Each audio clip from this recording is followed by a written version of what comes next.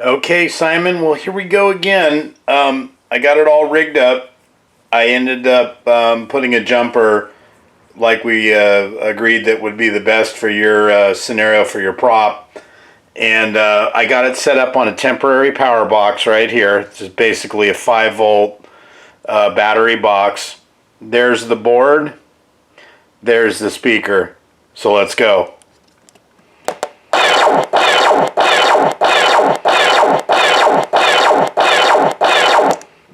Again, shut it off. One.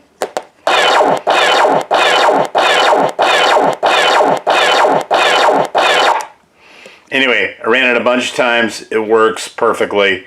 So I will box this up, get this prepared to go out the door, and get it on its way. I just wanted to show you the unit successfully passed the test and is all ready to be delivered.